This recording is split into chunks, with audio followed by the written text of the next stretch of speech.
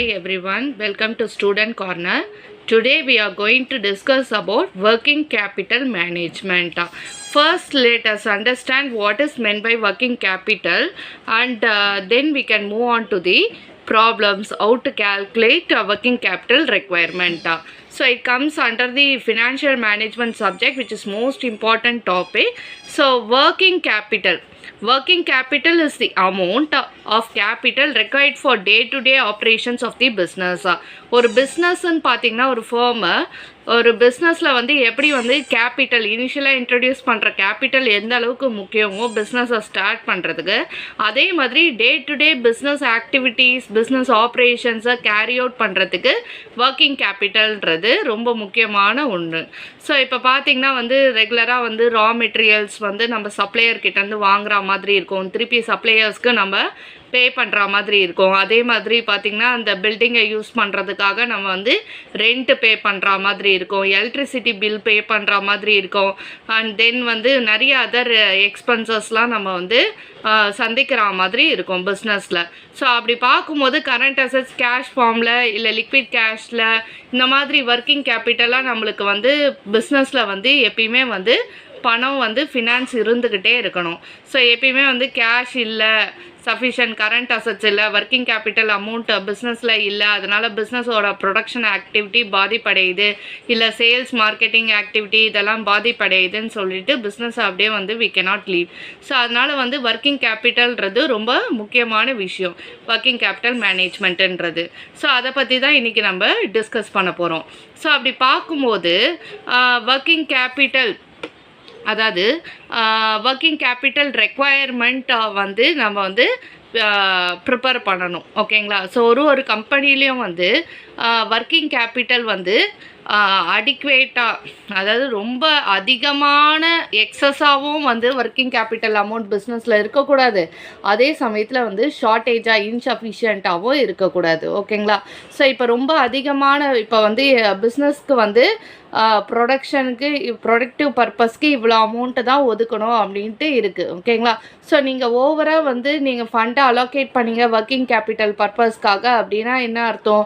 நம்ம ஐடிலாக வந்து current assets ஐடிலாக வந்து அமௌண்ட்டை வந்து வச்சுருக்கோம், ஃபினான்ஸை வச்சுருக்கோம், பிஸ்னஸில் வந்து ப்ராப்பராக யூஸ் பண்ணாமல் அப்படின்னு அர்த்தம். ஓகேங்களா? ஐடில்னால் ப்ரொடக்டிவ் பர்பஸ்க்கு யூஸ் பண்ணாமல், we are not putting into productive யூஸ்ன்னு அர்த்தம். ஓகேங்களா? ஸோ ஐடிலாகவும் நம்ம வந்து என்ன பண்ணக்கூடாது, வந்து வந்து ஃபினான்ஸை எடுத்து வச்சுருக்கக்கூடாது ஃபண்டை. ஓகேங்களா? ஸோ எதில் இன்வெஸ்ட் பண்ணலாம், எந்த வந்து எப்படி ப்ரொடக்ஷன் கேரி அவுட் பண்ணலாம், ஸோ எப்படி எதுக்கு ஃபண்டு எவ்வளோ அலோகேட் பண்ணலாம் அப்படின்ட்டு வந்து ஸோ வந்து நம்ம க்ரோத்துக்காக தான் பார்க்கணும். ஸோ அதனால் வந்து ஐடியலாக வந்து கேஷ் வந்து நம்ம வச்சுருந்தா அதனால் எந்த ஏர்னிங், எந்த ரிட்டர்ன்ஸும் எந்த ப்ராஃபிட்டும் நம்ம வந்து பார்க்க முடியாது. அதே சமயத்தில் வந்து கேஷ் இல்லாமல் வந்து ரொம்ப இன்அடிக்குவேட்டாக ரொம்ப ஷார்ட்டேஜாகவும் பிஸ்னஸை வச்சுட்டு இருந்தால் என்ன ஆகும், பிஸ்னஸ்ஸு நம்ம ப்ரொடக்ஷனை ஸ்மூத்தாக ரன் பண்ண முடியாது, மற்ற எந்த ஆக்டிவிட்டீஸ் ஆப்ரேஷன்ஸோ வந்து ஸ்மூத்தாக வந்து கேரி அவுட் பண்ண முடியாது, அந்தந்த வேலைகள் அப்படி அப்படியே வந்து நீண்டுரும். ஓகேங்களா? கேஷ் இல்லாமல் கரண்ட் அசட்ஸ் ஃபண்டு ஃபினான்ஸ் இல்லாமல் நீண்டுரும். ஒரு ப்ராப்பராக நம்ம வந்து பிஸ்னஸை நடத்தி கொண்டு போகணும் அப்படின்னா இந்த ஒர்க்கிங் கேபிட்டல் மேனேஜ்மெண்ட்டுன்றது ரொம்ப முக்கியமான விஷயம். ஸோ அதனால தான் இன்றைக்கி வந்து நம்ம இந்த டாப்பிக்கை வந்து டிஸ்கஸ் பண்ண போகிறோம். ஸோ இங்கே பார்த்தீங்கன்னா என்ன ப்ராப்ளம்ஸ் நம்ம வந்து ஒர்க் அவுட் பண்ணுவோன்னா, statement showing working capital requirement, அதாவது ஒரு பிஸ்னஸ்க்கே எவ்வளோ வந்து ஒர்க்கிங் கேபிட்டல் ரெக்குவயர்மெண்ட் எவ்வளோ இருக்கும், எவ்வளோ தேவைப்படும் அப்படின்றத தான் நம்ம வந்து என்ன பண்ண போகிறோம், ஸ்டேட்மெண்ட் ஃபார்மில் இந்த மாதிரி நம்ம வந்து இன்றைக்கி ப்ரிப்பேர் பண்ண போகிறோம். ஓகேங்களா? ஸோ அதனோட ஃபார்மேட் தான் இது. ஓகேங்களா? So statement showing working capital requirement பார்த்தீங்கன்னா பர்டிகுலர்ஸ் ஒரு காலமும் அமௌண்ட் ஒரு காலமும் எடுத்திருக்கேன். ஸோ யூஸ்வலாக ஒர்க்கிங் கேபிட்டலோட ஃபார்முலா என்னென்னா current assets minus current liabilities. ஓகேங்களா? ஸோ லிக்விட் கேஷ், லிக்விடிட்டின்றது வந்து கம்பெனிக்கு ரொம்ப முக்கியம். எப்படி வந்து ஒரு கம்பெனி வந்து ப்ராஃபிட் ஏர்ன் பண்ணும் அப்படின்றது தான் மெயின் அப்ஜெக்டிவாக இருக்குமோ, அதே மாதிரி ஒரு கம்பெனி நல்ல லிக்விடிட்டி பொசிஷன்னா என்ன அர்த்தம்னா சஃபிஷியண்ட்டாக வந்து கேஷ் இருக்குது, அவங்களோட லைபிலிட்டிஸ் ஷார்ட் டேர்ம் டேர்ம் ஆப்ளிகேஷன்ஸ்லாம் ஃபுல்ஃபில் பண்ணுற அளவுக்கு அவங்களுக்கு வந்து சஃபிஷியன்ட் கேஷ் இருக்கிறதுக்கு பேர் தான் வந்து லிக்விடிட்டின்னு சொல்லுவாங்க. ஓகேங்களா? ஸோ ஒரு கம்பெனிக்கு இதை வந்து பெட்டராக வந்து மேனேஜ் பண்ணக்கூடிய அளவுக்கு கெப்பாசிட்டி இருக்கணும். ஸோ இன்றைக்கி நம்ம என்ன பண்ண போகிறோம் அப்படின்னா, ஒர்க்கிங் கேபிட்டலோட யூஷுவல் ஃபார்முலா என்னென்னா current assets minus current liabilities. So யூஸ்வலாக உங்களுக்கு கரண்ட் அசட்ஸ்லாம் தெரிஞ்சிருக்கும், ஸ்டாக் இன்வென்ட்ரி வரும். ஓகேங்களா? ஸோ அதனால் ஸ்டாக் எடுத்திருக்கோம். அண்ட் ரா மெட்டீரியல்ஸை ஒர்க் இன் ப்ராக்ரஸ் ஃபினிஷ்டு குட்ஸா. யூஸ்வலாக வந்து ஒரு கம்பெனி, அதாவது மேனுஃபேக்சர் பண்ணக்கூடிய ஒரு கம்பெனிக்கும் வந்து ஆப்ரேட்டிங் சைக்கிள்னு ஒன்று இருக்குது. ஓகேங்களா? ஸோ ஆப்ரேட்டிங் சைக்கிள் அப்படின்னா என்னென்னா, என்கிட்ட கேஷ் இருக்குது, இந்த கேஷை நான் எடுத்துகிட்டு போய் சப்ளையர்கிட்ட கொடுத்து அதை வந்து ரா மெட்டீரியல்ஸாக வந்து மாற்றிடுவேன். ஓகேங்களா? ரா மெட்டீரியல்ஸாக கன்வெர்ட் பண்ணிவிடுவேன். ஓகேங்களா? அந்த ரா மெட்டீரியல்ஸை நான் என்ன பண்ணுவேன், ரா மெட்டீரியல்ஸ்னால் வந்து இப்போ சப்போஸ் வந்து நான் ஒரு டெக்ஸ்டைல் கார்மெண்ட் வச்சுருக்கேன்னா அதுக்கு உண்டான மெட்டீரியல்ஸ்லாம் வாங்குவேன் பார்த்தீங்களா? இல்லை ஒரு ஃபர்னிச்சர் ஒரு கம்பெனி வச்சுருக்கேன் அப்படின்னா அதுக்கு தகுந்த வுட்டு என்னென்ன ரெக்குவயர்மெண்ட்டோ அதெல்லாம் வாங்குவேன் பார்த்தீங்களா? அதை அந்த ஃபர்னிச்சரை ப்ரொடியூஸ் பண்ண, அதுதான் நம்மளோட ரா மெட்டீரியல். ஓகேங்களா? இன்புட்டுன்னு சொல்லுவோம். ஓகேங்களா? ஸோ கேஷ் எடுத்துகிட்டு போய் சப்ளையர்கிட்ட கொடுத்து அதை ரா மெட்டீரியலாக கன்வெர்ட் பண்ணி அந்த ரா மெட்டீரியலை என்னோடய ப்ரொடக்ஷன் ஆக்டிவிட்டியில் நான் கேரி அவுட் பண்ணின்னு இருக்கேன். ஸோ இன்னும் நான் ப்ராடக்டை வந்து ஃபுல்லாக ப்ரொடியூஸ் பண்ணி முடிக்க, ஸோ அந்த ஸ்டேஜை நான் என்ன சொல்லுவேன்னா செமி ஃபினிஷ்டு குட்ஸாக இருக்குது, இன்னும் ஃபினிஷ்டு குட்ஸாக கம்ப்ளீட்டாக மாறலை, அதை நான் வந்து ஒர்க் இன் ப்ராக்ரஸ் அப்படின்னு சொல்லுவேன். ஓகேங்களா? ஸோ இன்னும் முழுசாக ப்ரொடியூஸ் பண்ணலை, ப்ராடக்டாக கஸ்டமருக்கு நான் டெலிவர் பண்ண முடியாது, இப்போ தான் ப்ரொடக்ஷன் ப்ராசஸ் போயின்ட்டுருக்கு அப்படின்னா அது ஒர்க் இன் ப்ராக்ரஸ்ன்னு அர்த்தம். ஓகேங்களா? அடுத்து நெக்ஸ்ட்டு நான் என்ன பண்ணுறேன், செமி ஃபினிஷ்டு குட்ஸாக அகெயின் நான் வந்து ப்ராசஸில் இன்வால்வ் பண்ணி ஃபினிஷ்டு குட்ஸாக நான் வந்து என்ன பண்ணுறேன், மாற்றுறேன். ஓகேங்களா? ஃபினிஷ்டு குட்ஸாக நான் மாற்றிட்டேன்.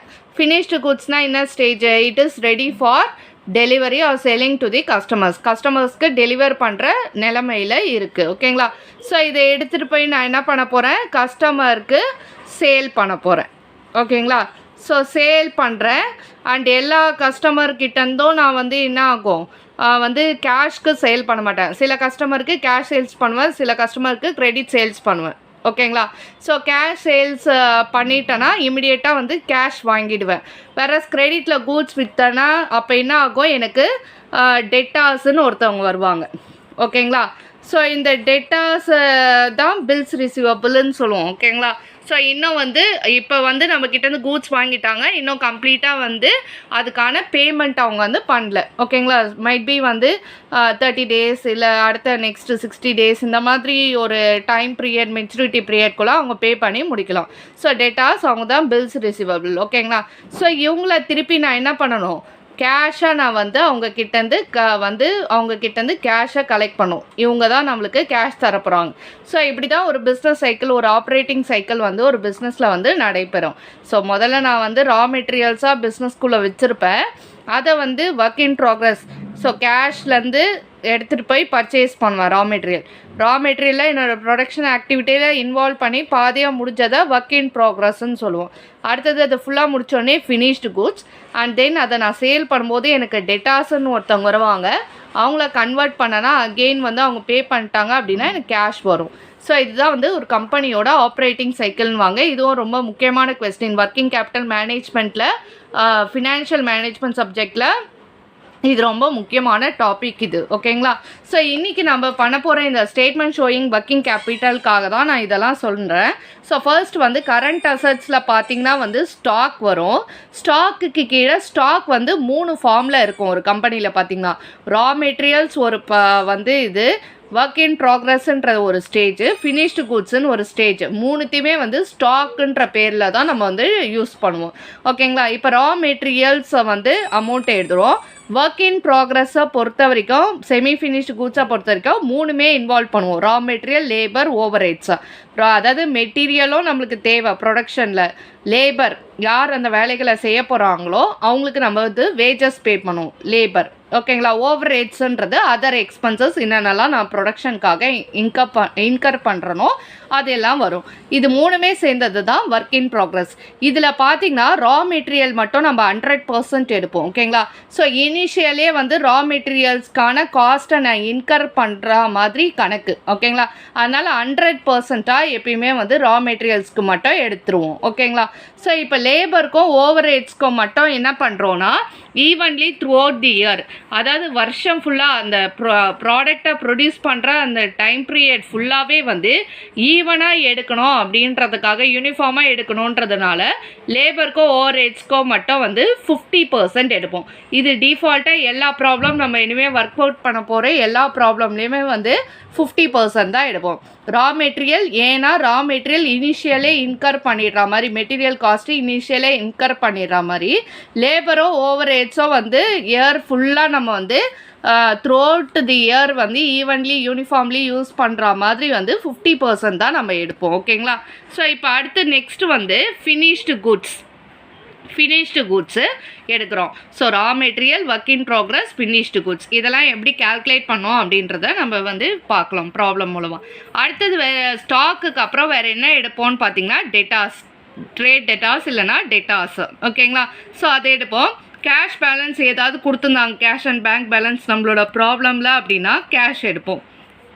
ஸோ இதெல்லாம் சேர்ந்தது தான் நம்மளோட டோட்டல் கரண்ட் அசட்ஸா.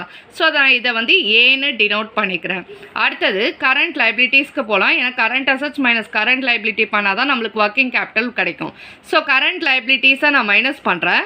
கரண்ட் லைபிலிட்டிஸில் யூஸ்வலாக என்ன வரும்னா கிரெடிட்டாஸ் வரும். ஓகேங்களா. ஸோ அதனால் ட்ரேட்டாஸ்ன்னு எழுதியிருக்கேன். அண்ட் தென் பார்த்தீங்கன்னா வந்து அவுட்ஸ்டாண்டிங் அவுட்ஸ்டாண்டிங் வேஜஸ் ஏதாவது இருந்தால் அது வரும். அண்ட் தென் வந்து அவுட்ஸ்டாண்டிங் ஓவரேட்ஸ் வரும், கிரெடிட்டாஸ் கிடையாது இது. ஸோ அவுட்ஸ்டாண்டிங் வேஜஸ் ஏதாவது ஓவரேட்ஸு எக்ஸ்பென்சஸ் ஏதாவது இருந்தால் அது வந்து இந்த இடத்துல வரும். ஸோ ஆக மொத்தம் கரண்ட் லைபிலிட்டிஸை பொறுத்த வரைக்கும் கிரெடிட்டாஸ் வரும், outstanding wages, outstanding expenses, outstanding overheads ஏதாவது இருந்தால் வரும். ஸோ இதை டோட்டல் பண்ணது வந்து டோட்டல் கரண்ட் லைபிலிட்டிஸு. ஸோ அதை வந்து பின்னு டினோட் பண்ணுறேன். ஸோ இப்போ பார்த்தீங்கன்னா வந்து ஏ வந்து total current assets and B வந்து டோட்டல் கரண்ட் லைபிலிட்டிஸா. ஸோ டோட்டல் கரண்ட் அசட்ஸும் டோட்டல் கரண்ட் லைபிலிட்டிஸும் மைனஸ் பண்ணது தான் நம்மளோட நெட்வொர்க்கிங் கேபிட்டல். ஓகேங்களா. ஸோ நெட்வொர்க்கிங் கேபிட்டல் எப்படி கிடச்சிதுன்னா ஏ மைனஸ் பி. ஓகேங்களா. அண்ட் தென் வந்து ஆட் ப்ரொவிஷன் ஃபார் கண்டிஜென்சிஸா. கண்டிஜென்சிஸ்னால் என்ன, ஒரு எமர்ஜென்சி சுச்சுவேஷனுக்காக எக்ஸ்ட்ராவாக வந்து ஆடப் பண்ணுறதுக்கு பேர் தான் வந்து ப்ரொவிஷன்ஸ்னால் என்னது, ரிசர்வ் கிரியேட்டட். ஓகேங்களா. ஒரு ரிசர்வ்னு ஒரு எமர்ஜென்சி கண்டிஜென்சி பர்பஸ்க்காக சுச்சுவேஷனுக்காக பிஸ்னஸில் அன்சர்டைனிட்டிஸ் நிறைய இருக்கிறதுனால நம்ம என்ன பண்ணுறோன்னா ஒரு ப்ரொவிஷன் மாதிரி க்ரியேட் பண்ணுறோம். யூஸ்வலாக இந்த சம்மில் வந்து ஒரு 10%, 15% அந்த மாதிரி கொடுத்துருப்பாங்க. ஸோ நம்ம என்ன பண்ணுவோன்னா ஒர்க்கிங் கேபிட்டல் இந்த அமௌண்ட்டை கண்டுபிடிச்சோம்ல, அதில் வந்து 10% அதில் போட்டு, இப்போ 25,000 ஒர்க்கிங் கேபிட்டல்னா 25,000 10% கண்டிஜென்சிஸ் ப்ரொவைட் பண்ணுங்கன்னா 25,000 × 10/100 போட்டிங்கன்னா 2,500 சம்திங் வரும். ஸோ அப்போ இது ரெண்டுத்தையும் ஆட் பண்ணால் தான் நம்மளோட working capital requirement. Net working capital required எவ்வளோனா இந்த அமௌண்ட். ஓகேங்களா. ஸோ இதுதான் நம்மளோட ஒர்க்கிங் கேபிட்டல் ரெக்குவயர்மெண்ட்டோட ஃபார்மேட் இதுதான். ஸோ இந்த செஷனில் பார்த்தீங்கன்னா வந்து ஒர்க்கிங் கேபிட்டல் மேனேஜ்மெண்ட்னா என்ன அப்படின்றத டிஸ்கஸ் பண்ணோம். ஒர்க்கிங் கேபிட்டல்னா என்னன்று, அண்ட் தென் அதோட formula current assets minus current லைபிலிட்டிஸ்ன்னு டிஸ்கஸ் பண்ணோம். அண்ட் ஒர்க்கிங் கேபிட்டல் மேனேஜ்மெண்ட்டுன்றது எந்த அளவுக்கு இம்பார்ட்டன்ஸ் ஒரு கம்பெனியில் அப்படின்றது டிஸ்கஸ் பண்ணோம்.